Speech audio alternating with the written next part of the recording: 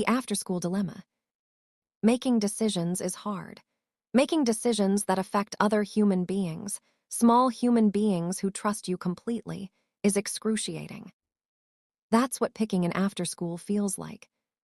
My kids go to public school, but not just any public school, one that teaches traditional Chinese. We're in the US, but I wanted them to be bilingual, to have access to a language and culture that connects them to part of their heritage. The problem is, we don't speak Mandarin at home. Unlike most of their classmates, who go home to parents speaking Chinese at dinner, practicing characters on weekends, reinforcing everything they learn at school, my kids go home to English. Which means if they're going to actually become fluent, after school matters. A lot. No pressure. I toured so many after schools before making my first decision that they all started blurring together. Most of the Chinese after schools are academic heavy. This makes sense. Chinese parents invest heavily in education. It's cultural, it's expected, it's what you do if you care about your child's future.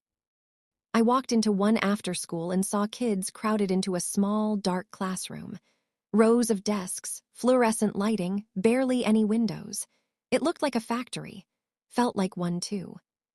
There were so many kids packed into such a small space. Everyone had their heads down, focused on worksheets.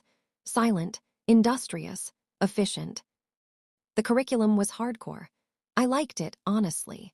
Rigorous Chinese language instruction, mathematics beyond grade level, structured learning time. These kids were going to be prepared. But the environment, the darkness, the crowding, the complete absence of joy. I thought about my kids, spending 3 hours every afternoon in that room, and felt something tighten in my chest. Then I found the other place. It was in a church building. They rented the space, which meant they had access to this huge backyard playground. Grass, equipment, space to run. They called themselves play-based or hybrid. They had Chinese classes, yes, but also mixed activities. Kung fu, dance, choir. The kids rotated between structured learning and playing, just playing. The facility was bright, airy. The kids I saw during my tour were laughing. And crucially, they worked with reliable pickup services. Someone who would get my kids from school and bring them to after school, which was essential because both Chris and I work full-time. My mom used to do the pickup. Every single day for 2 years, she'd leave her house, drive to the school, collect the kids, take them to after school. My dad should thank her, because now that we pay for pickup service, I know exactly how much her time was worth. It's not cheap. When I told my kids about the new after school, the one with the playground and kung fu and choir, they were excited. They've been going for a year now. They love it. Probably because they get to keep playing, which is exactly what the academic-heavy parents would criticize. But here's the thing. When I grew up, my schedule was 6 a.m. to 9 p.m. on weekdays. My mom would wake up at 4 a.m. to get us ready. We'd be at school by 6. School ended at 5 p.m. and then we'd go to one after school after another. Math tutoring, English class, piano, more math. I studied well. I got good grades. I got into a good college. I also don't know any sports. I don't have hobbies. I don't know how to do anything other than memorize information and complete homework assignments.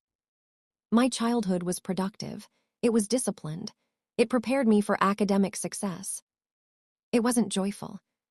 So I thought I wanted something different for my kids, something more balanced, something that let them have what people call a childhood, time to play, to explore, to not be constantly optimizing for future achievement.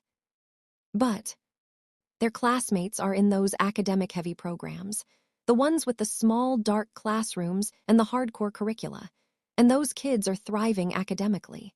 Their Chinese is getting better faster.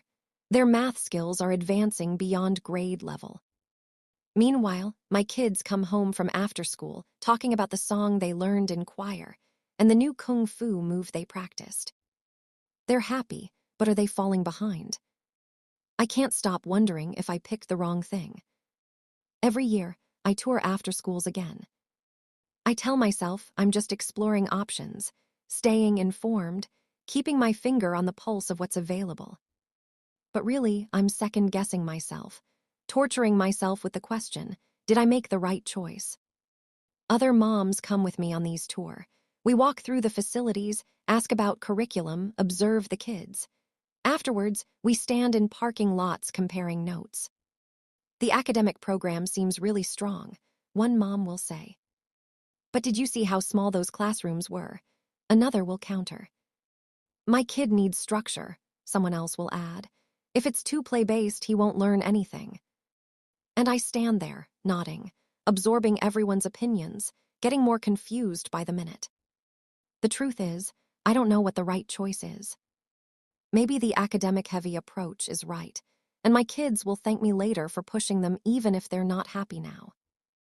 Maybe the balanced approach is right, and they'll thank me for giving them a childhood even if their Chinese isn't as advanced as their peers. Maybe there is no right choice. Maybe every choice comes with trade-offs, and I just have to pick which trade-offs I can live with. What I do know is this. My kids wake up excited about after school. They talk about their friends there. They're learning Chinese, maybe not as fast as the kids in the factory classrooms, but they're learning. They're also learning kung fu and singing and how to play with other kids. They're not sitting in dark rooms, silent and stressed, memorizing characters until 9 p.m. They're being kids. And maybe that's worth something. Maybe that's worth a lot. But I still tour the other programs every year. Still wonder if I'm making a mistake. Still feel that nagging anxiety that I'm failing them by not choosing the harder, more rigorous path. Because that's what parenting is, I think. Making choices that affect these small humans, never quite knowing if you got it right, living with the uncertainty, and hoping that your best guess was good enough. I chose joy over rigor, play over pressure, childhood over optimization. Most days, I think that was the right call. But ask me again next year, when I'm touring after schools again, torturing myself with the same questions. I probably still won't know.